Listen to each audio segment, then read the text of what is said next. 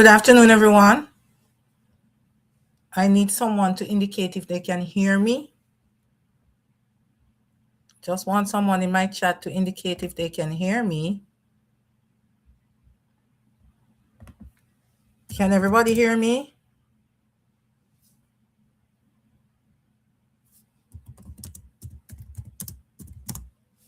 I'm hoping that you can hear me because I'm having some issues with my system again. I don't know why, but I'm having some.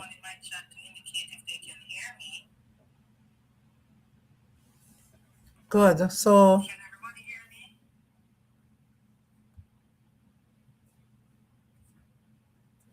welcome to another podcast, Leading with Light. Today, we want to just project some light. We have started again, and this is where we're at. I want to welcome everybody who is joining on YouTube and those who are joining on LinkedIn. Thank you so much for taking the time.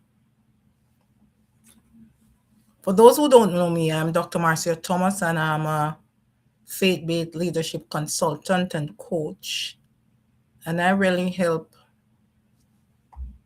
executive leaders and educational leaders to really steward their legacy with clarity and peace and purpose. Here in this space, we talk about things, everything leadership and life.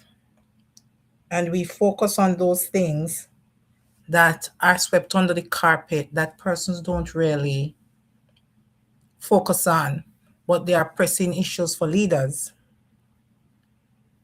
Today, we want to talk about the 5 leadership traps that exhaust leaders. Leadership, I say, can be very rewarding, but it can also be exhausting. Many leaders begin their journey with passion, vision, and a desire to make a difference, yet along the way, they fall into common traps that quietly drain their energy, motivation, and joy.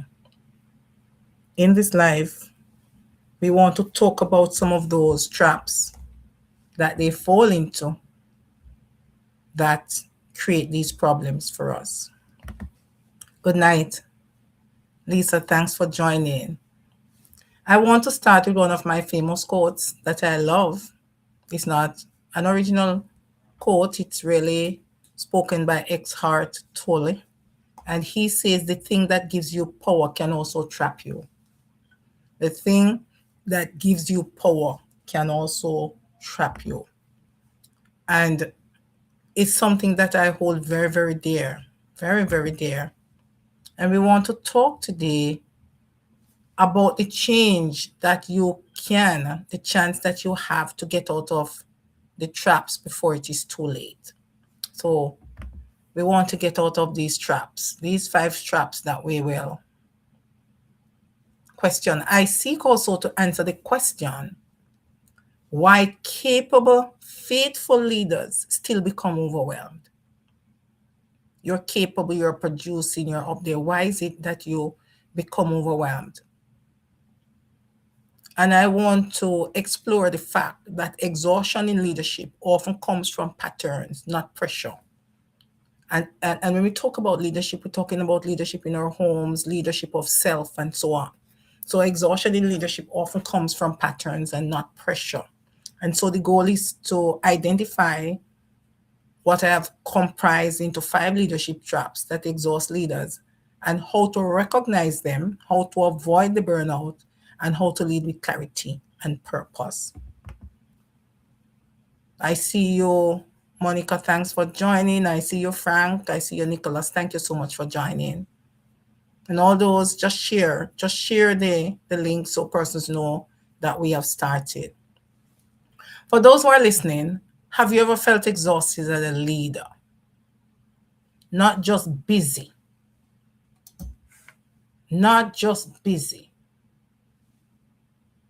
drained, overwhelmed, and questioning your impact.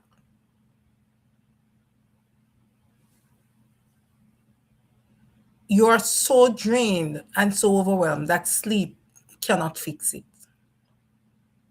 If you have ever felt like that, please put in the chat, me.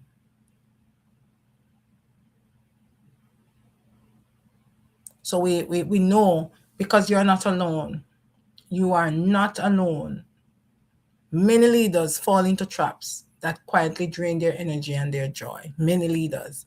And those are the traps that we want to explore today. You know, some leaders say that I'm so exhausted. I'm more exhausted, not from the great work, but from trying to be stronger than I feel.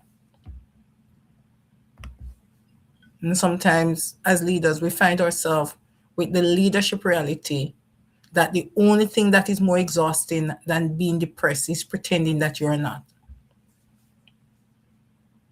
The leadership reality is that many leaders believe if I work harder, everything will improve. But God never called us as leaders to carry everything alone. Never did that. When we look at it, we want to explore, we want to cement, we want to confirm that leadership fatigue usually comes from carrying too much responsibility. And some of these responsibilities can be delegated, but we take it upon ourselves. And as we go deeper, you will understand what I'm saying. There are some of us as leaders, we have unclear priorities. We started out very, very clear and very focused, but somewhere along the line, we lost it. And then there's the emotional weight that comes from team conflict, expectations, and our fears and our personal experiences and neglect of self and so on. And the constant decision making that usually leads to decision fatigue. There is also the fact that we need to realize that leadership is not just about results and responsibilities. The crux of the matter, the real deal of leadership, when you hit the ground running, is that you move from what I call leadership theory to leadership revelation. Leadership in itself is about managing people. Managing people. What does managing people mean? We don't get them to do what we want them to do. We get them to test themselves to see what they can produce, to align their values to the mission and vision of the organization, and to collaborate and not compete, to teach them how to remain resilient, even in a crisis, and to pull from them their best selves so they become masters of their own destiny. That is what management means.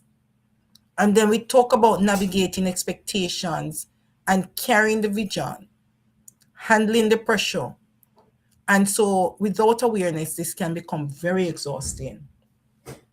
And so I move now into trap number 1, the savior complex. And this complex is believing that you must solve every problem and help every person. You must carry everything alone. And you feel like an imposter when you can't. But leadership was never meant to be a solo journey. If you want to go fast, go alone. But if you want to go far, go together. And that is an African proverb that I love very much. How do I know when I'm in this trap? The savior complex. You rarely delegate, or you have a difficulty delegating. You feel indispensable. Your workload never ends. And you say yes to everything. There are no boundaries because you now feel responsible for everybody's success. But you see, the fact is, leadership is not about doing everything. It's really about empowering others. And good leaders know that they must empower others. Even Jesus himself did not meet every need personally. He empowered others. And healthy leaders equip others instead of rescuing everyone. And we have to get to that point. So the first trap is the savior complex, or being able to do everything yourself. You have to avoid that trap. So I want to ask you a question. Are you trying to carry the weight of leadership alone?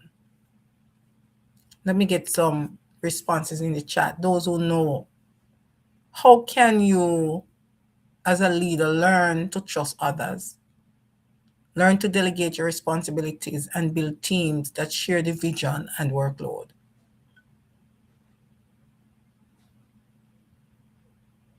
God himself realized that we can't do things alone. And so he says, two are better than one because they have a good return for their labor. If either of them falls down, one can help the other up. Very, very important. So I'm going to give you 2 minutes just to look at how can leaders learn to trust others, delegate responsibilities, and build teams that share vision and the workload. I'm hoping that I give you that 2 minutes and I can get some answers in the chat.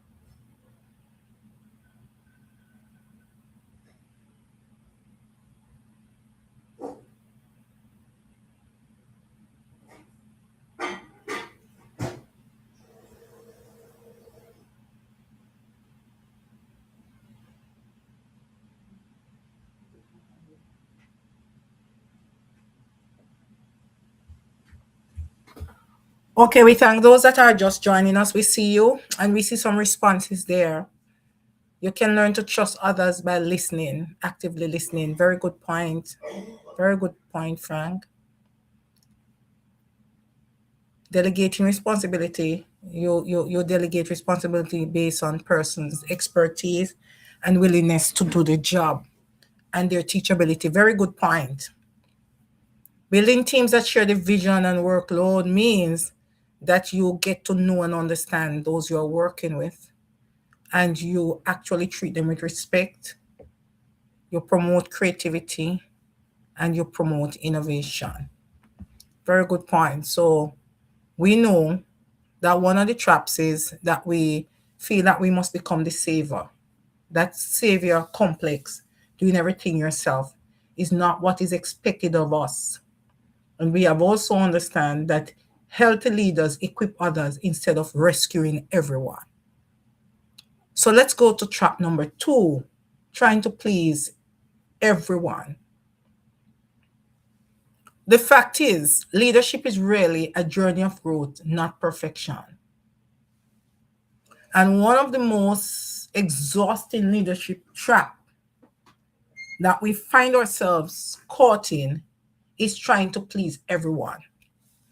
If you have ever found yourself trying to be all things to all men, please place a yes in the chat.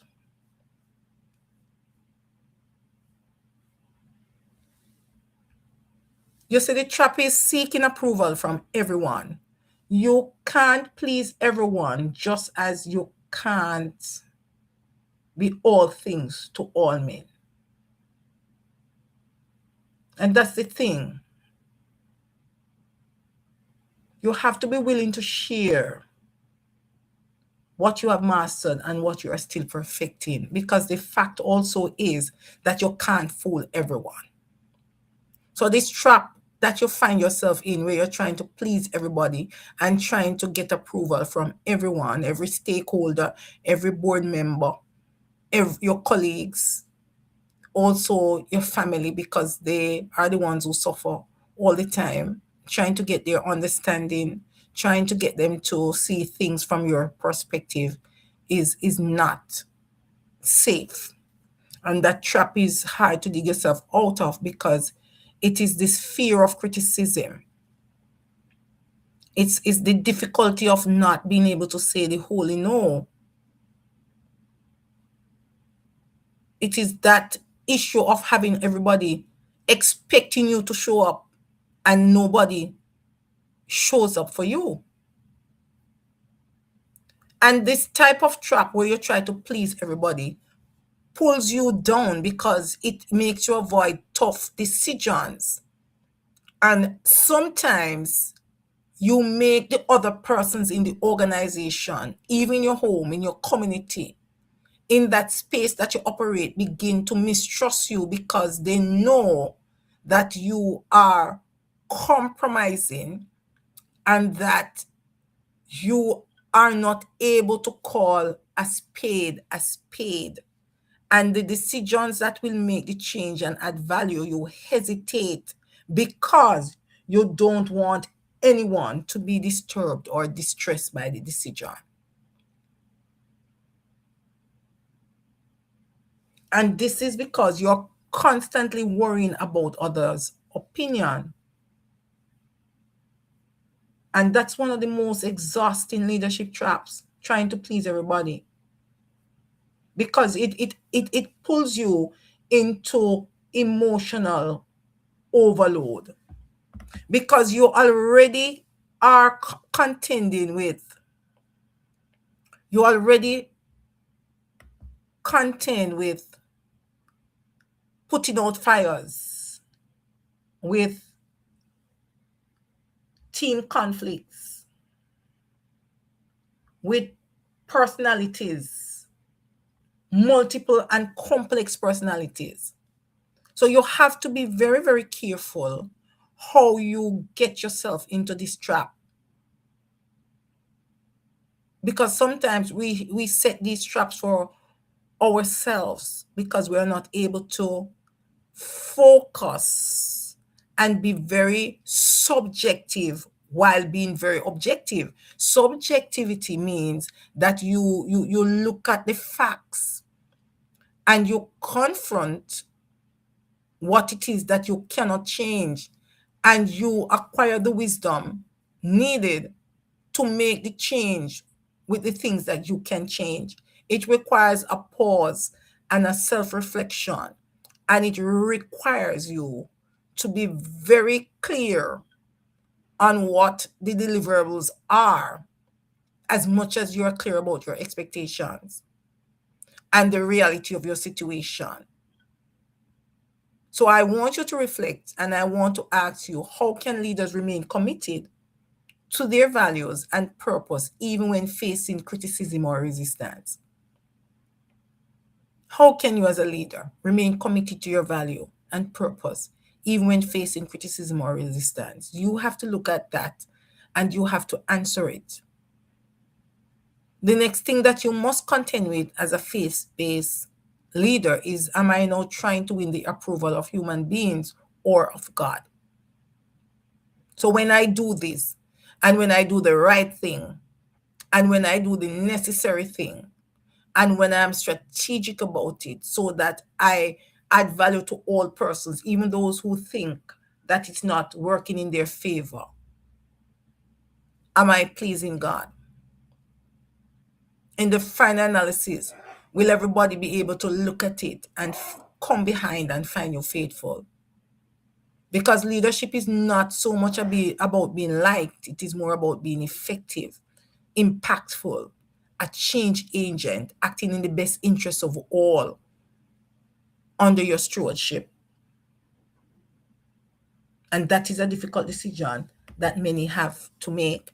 The next trap that leaders find themselves in is the unrealistic expectations they put on themselves that make them give away their boundaries, because they are giving away their life. So the trap is that you believe that you must be perfect.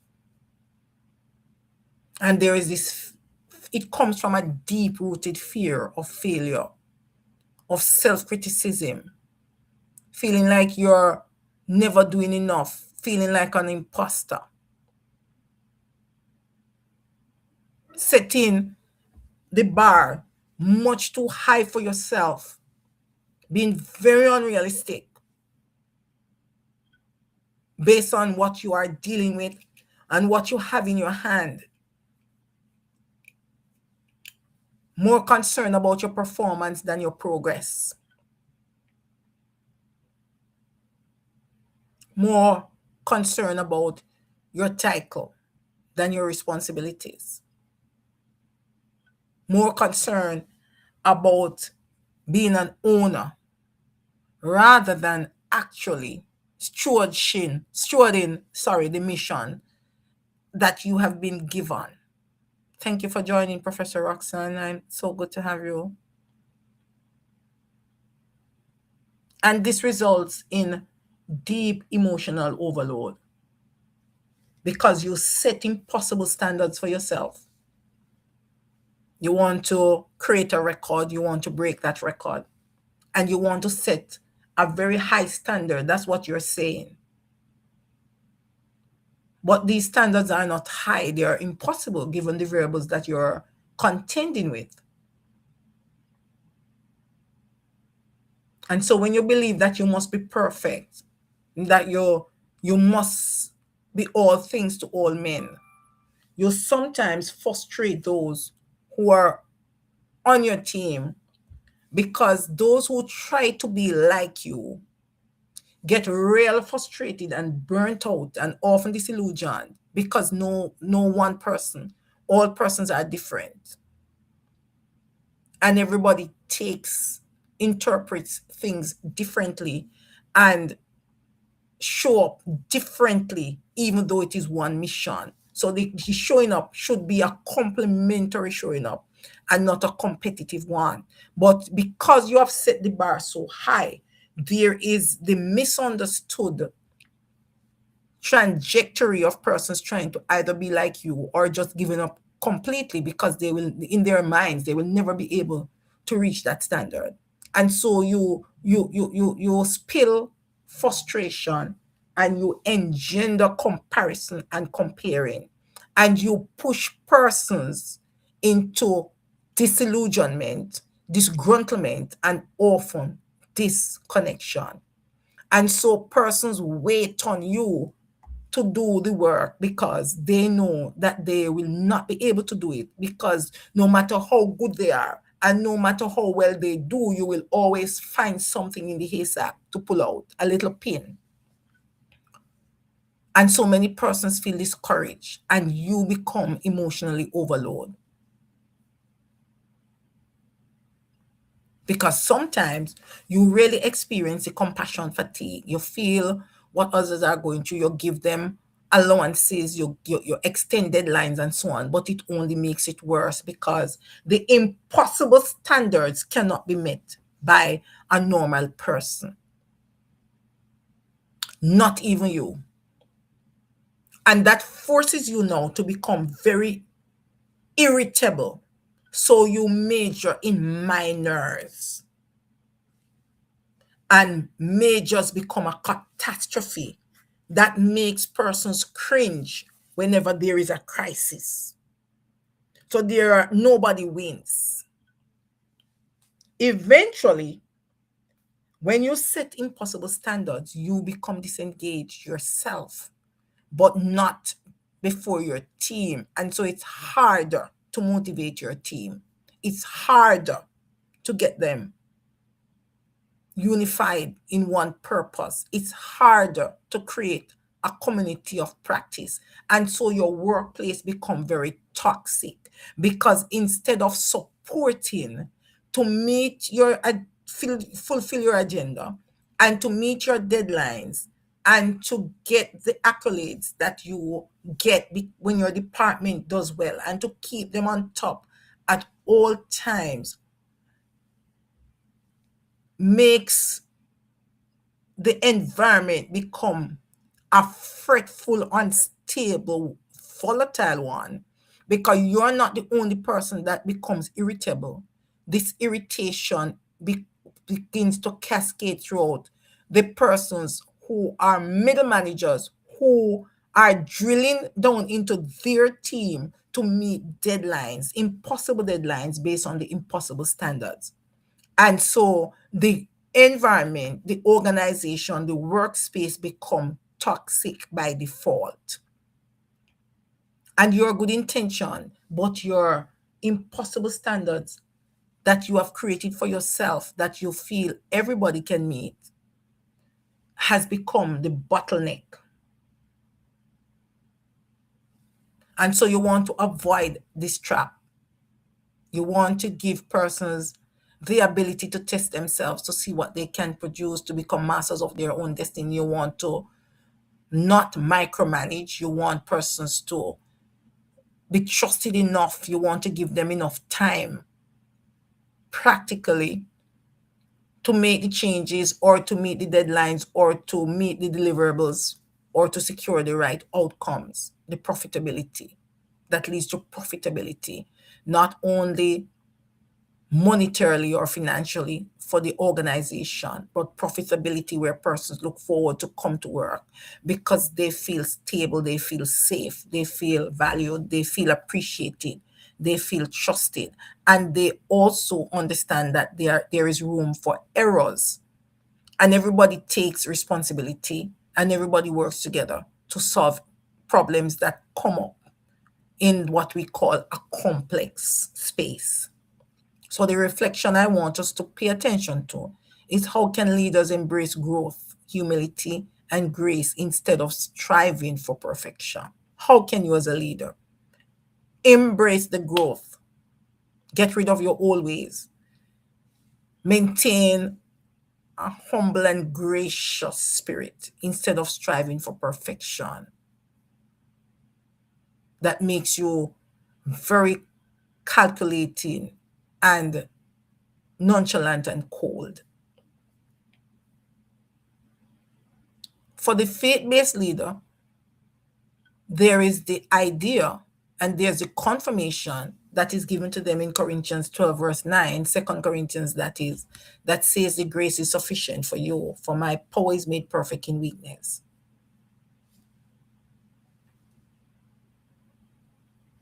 Perfection, Vince Lombardi says, is not attainable.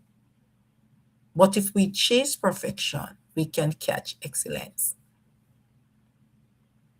In the chat, you can tell us if you feel that he's wrong or right. And then we want to move into the next trap, which is neglecting self. A lot of leaders fall into that trap where they neglect self, miss important doctor's appointments. They find it very difficult to take a vacation. They feel that everything will fall down if they don't show up and is present at all times. And they mistake that for loyalty, but it is a compulsive disorder when you feel that you must never take a break from work, and even when you're absent from work, work must take up your home, your mind, your space. You can't sleep at night because you have to be looking at what the plans you have to make for work.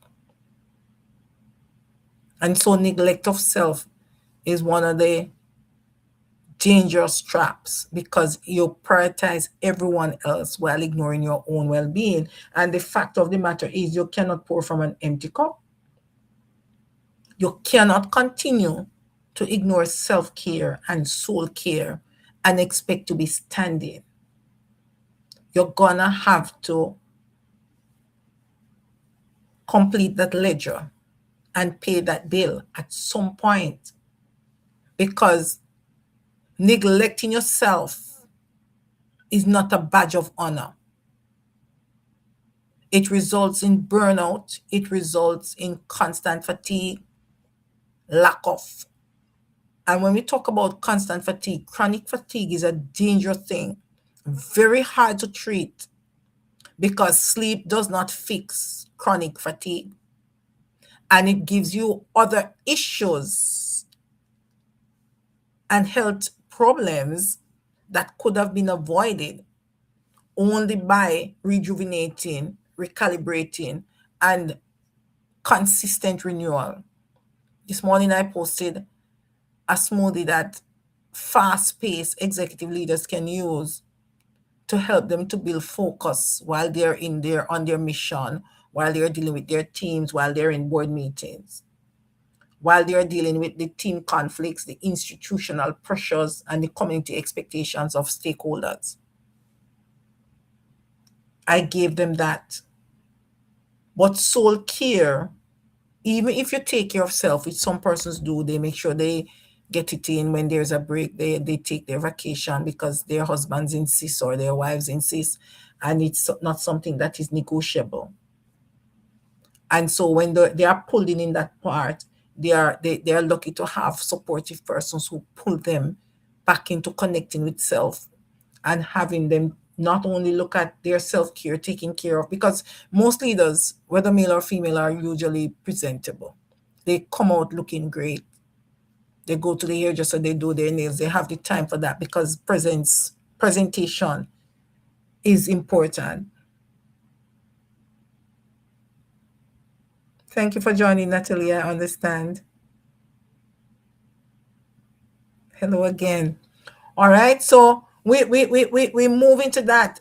And so the physical presentation looks good, but the infrastructure in itself is crumbling from burnout, crumbling from the team conflicts, crumbling from institutional pressure, crumbling from the expectations that are put on you by association and by the nature of the job itself. Very, very important that we understand that the personal struggles that you may have in your family with yourself. And so we want to ensure that regular spiritual reflection and renewal is done so that you can restore your emotional balance. Because when you neglect self, especially 40 and over, it takes a toll, and half of the time, the toll cannot be reversed. We want to ensure. So, what are the practices that you can adopt as a leader to protect your well being while continuing to serve and inspire others? You can set boundaries, you can say no, and you can allow persons to do things that they are more than capable of doing. You can delegate responsibly and intentionally.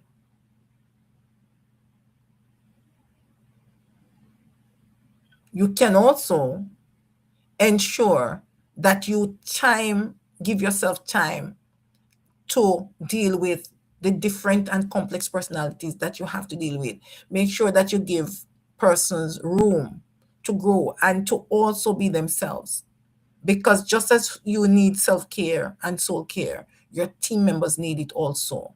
Make sure that your deadlines are rational and reasonable, that you don't set impossible standards and guidelines for yourself and for them. Make sure that you disconnect and you use your routines to disconnect from your organization and from work when you're on your way home and when you get home. Learn how to put those things in compartments because, let me repeat, you cannot serve from an empty cup. You cannot pour from an empty cup. You cannot put out what you don't have.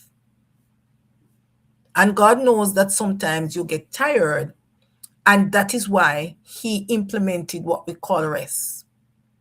Rest does not mean anything if you do not work. You have no reason to rest.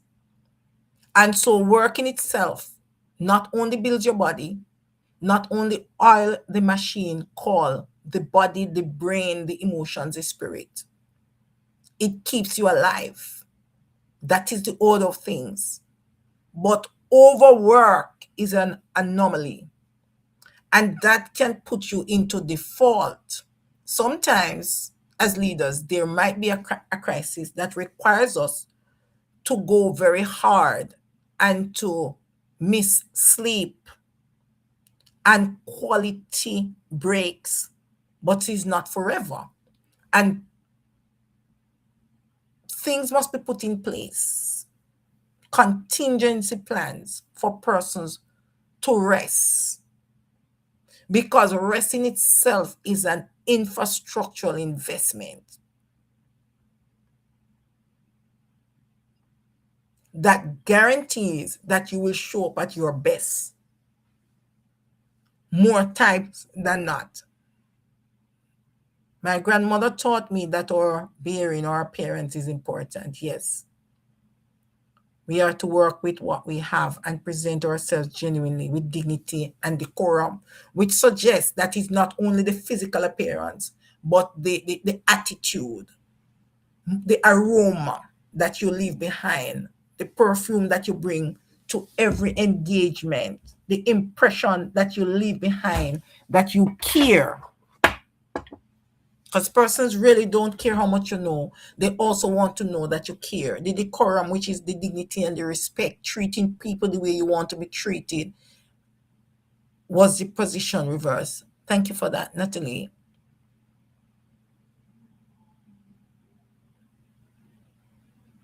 And so we must pour into ourselves. The trap that we have is that we are too busy. A lot of us hide behind business and we are busy doing nothing, because busyness is not a sign that we have anything under control, that we are good leaders. In fact, busyness, always complaining about being busy, always being busy, having no time to actually lead your organization, means that you are being managed. You are not managing, you are being managed.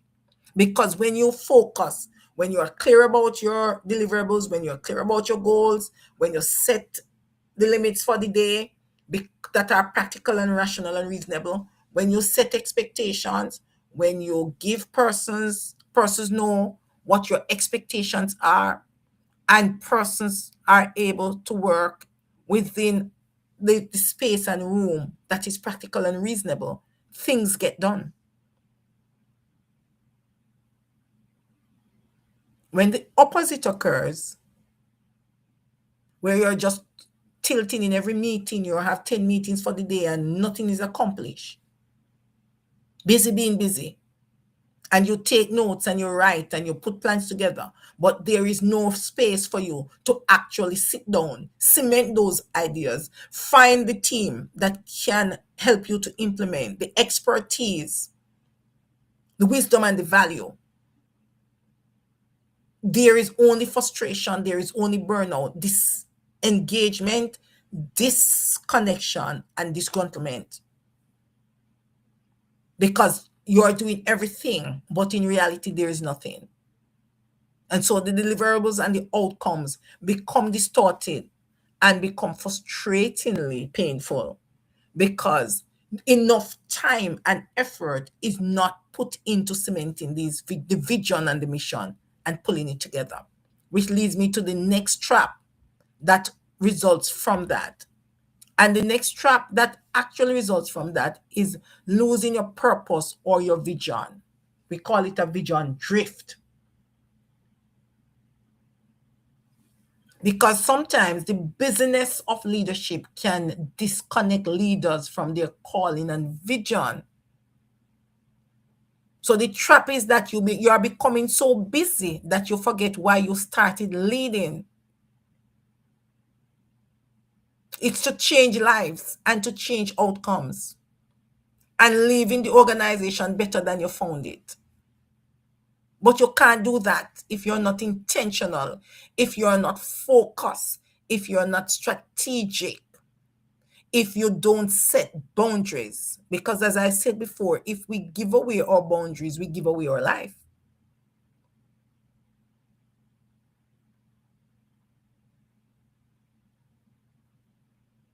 If we neglect self and soul care, we cannot be present, because it takes a mental toll on us. Emotionally, we become fatigued. And the job in itself, the position in itself, the responsibilities that come with leadership is already great and grand.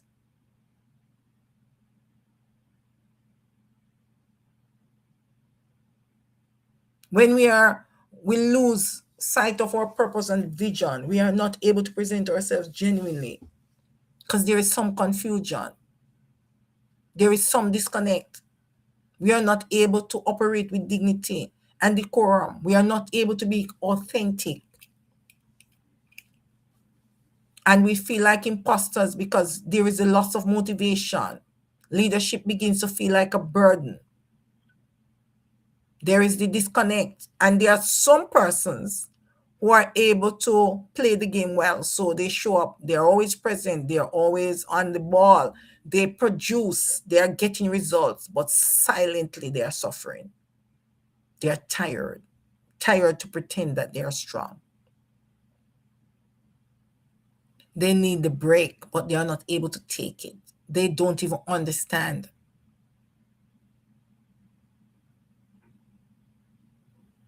There is this restlessness that something is missing. Because the truth is, purpose fuels leadership energy. And if you lose your purpose or your vision, you're going to find yourself in a ditch.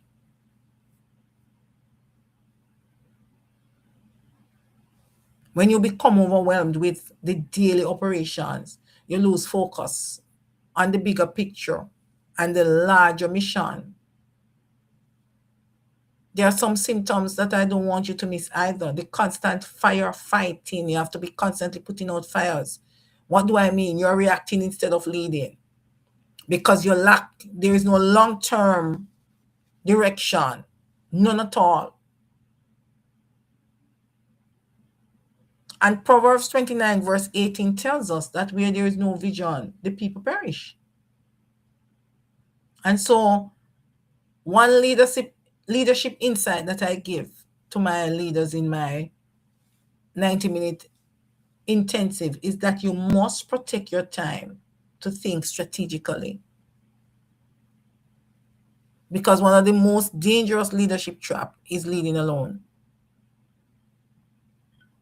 And when you lose sight of your purpose or your vision drift, when there is no self-care or soul care, when you feel that you must be the savior for everyone, and when you feel that you must always be pleasing everyone, then your leadership becomes isolated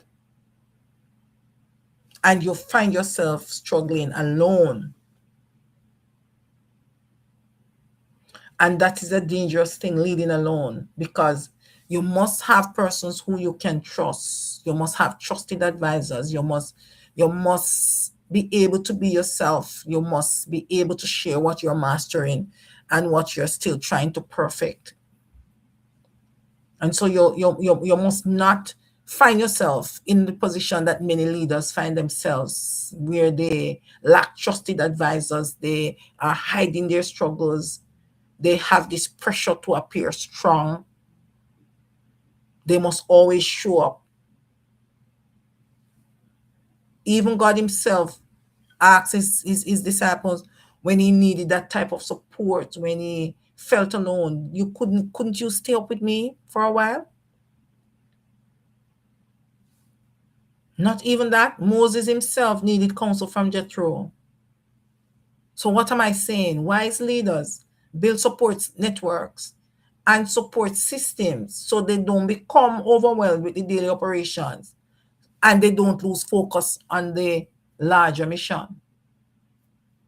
That's very, very important. So I ask you the question, how can you as a leader reconnect with your purpose if you have lost it and rediscover the joy and light in your leadership journey? Because the two most important days in your life are the days you are born and the day you find out why. Once you find out why, you have clinched your purpose.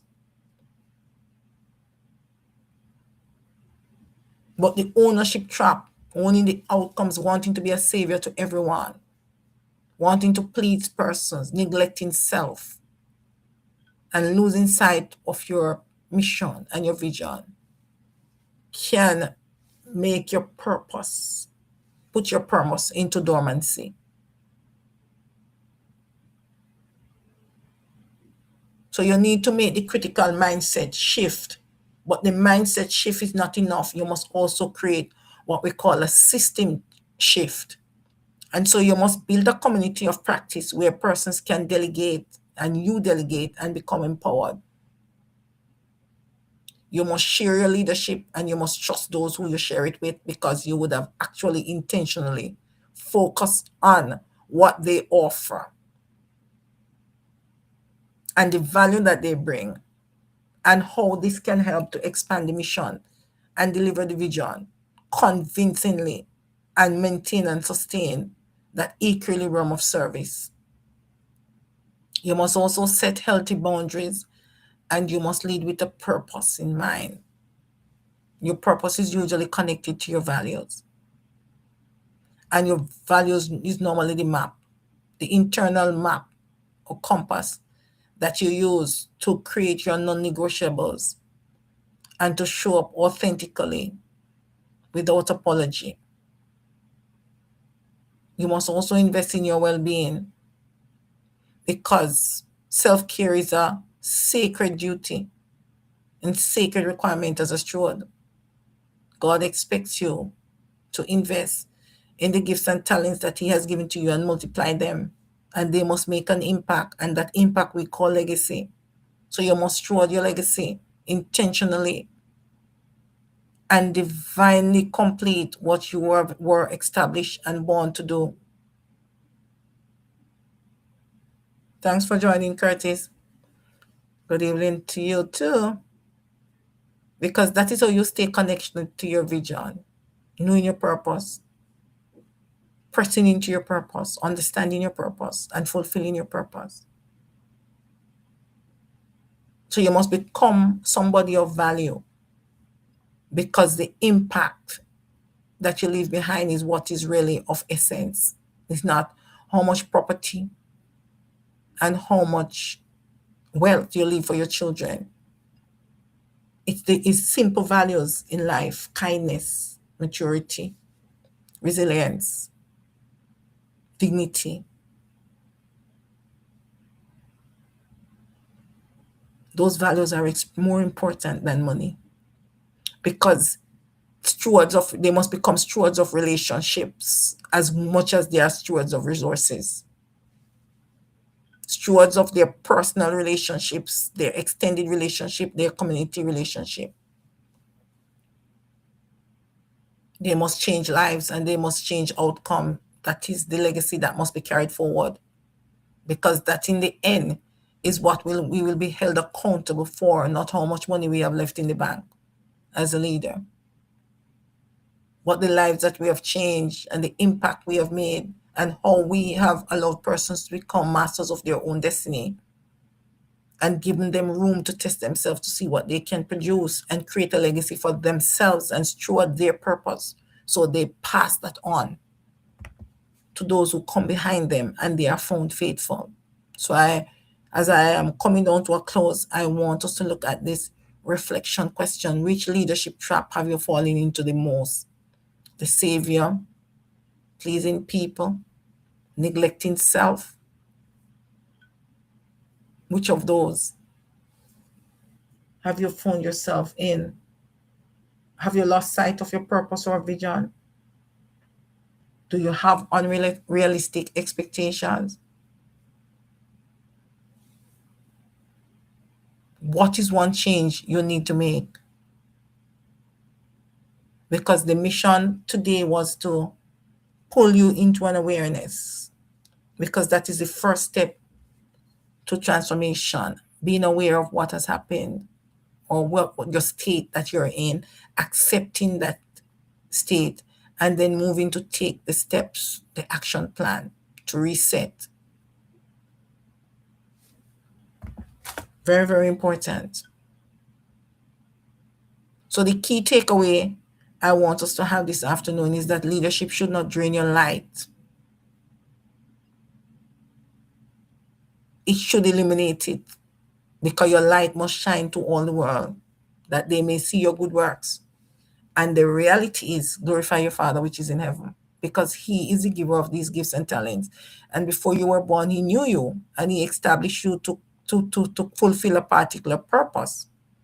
And so when you avoid the traps, when you know your purpose, because so many times we mix up our role with our purpose, but when you know the bigger picture, the encompassing impact that you must make using your gifts and your talents and who you are sent to, then you will not find yourself bogged down with these traps of being the savior to all men, all things to all men. You will not find yourself, even though you're born to do anything, doing everything.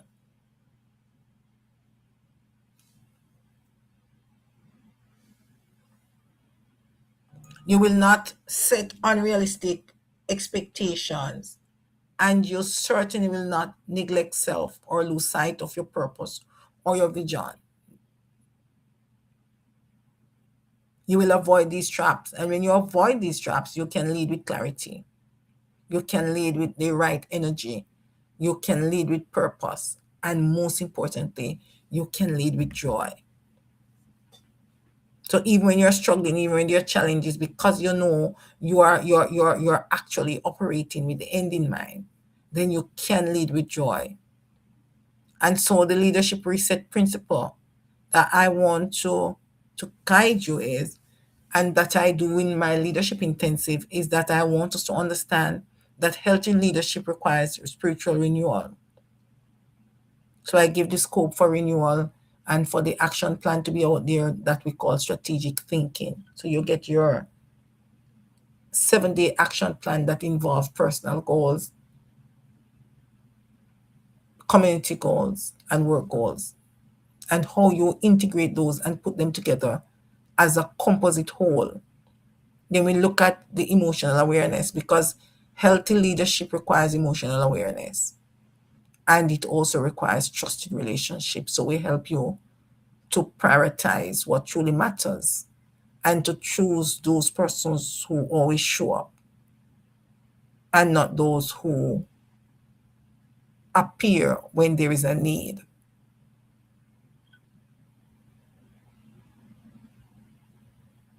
The most important issue is the reset principle is that leadership is not sustained by effort alone, by any position or any title, but by alignment with your purpose.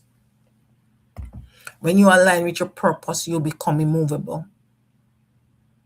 And so I again say, if this resonated with you and if you feel and know and recognize that you're caught up in any of these traps, you can join the faith-based leadership reset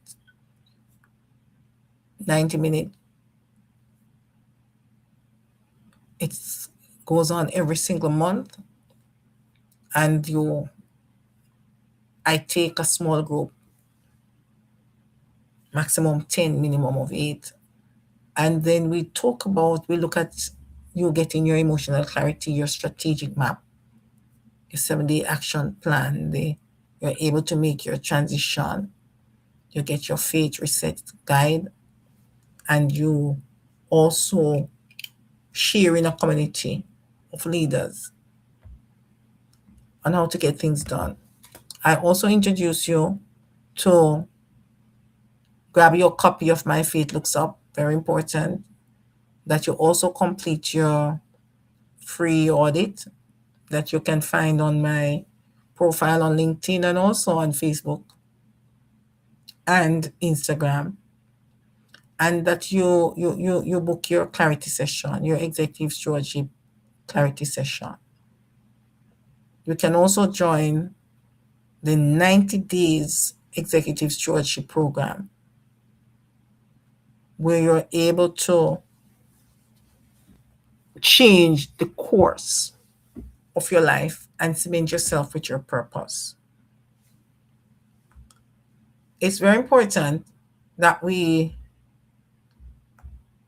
choose ourselves. It's very important that we accept whatever reset must be there. It's also important that we understand that we are not just leaders in our homes, in our communities. in our workplace or in organizations. We are a divine vessel with a sacred assignment. God doesn't want us to serve from empty. He wants us to serve from overflow. Thank you all for being part of this conversation on the leadership traps that exhaust leaders. Remember that leadership is a journey, and the truth is that even the strongest leaders can fall into patterns that drain their energy and dim their light.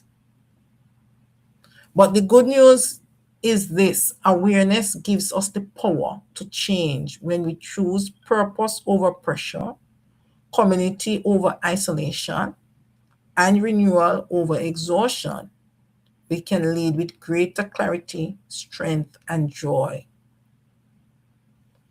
As you leave this conversation, I encourage you to reflect on one question.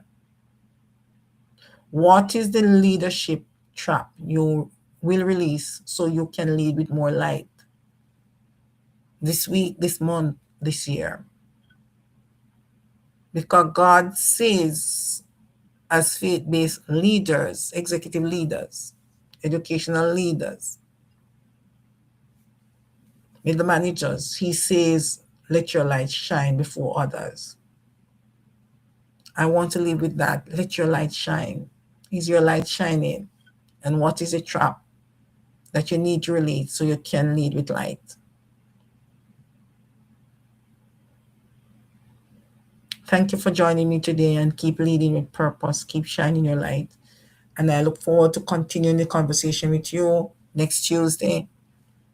Be prepared to join as we look at another pulsating topic that is usually hidden and is below the surface, because this is where we lead with light and we look at everything light, life, and leadership. Have a blessed and purposeful Self Care Tuesday. Thank you so much for joining, Frank, Monica, Natalie, Dr. Roxanne, Curtis, Lisa, and those who are on YouTube. Thank you also for taking the time. I appreciate you. Have a great evening. God bless.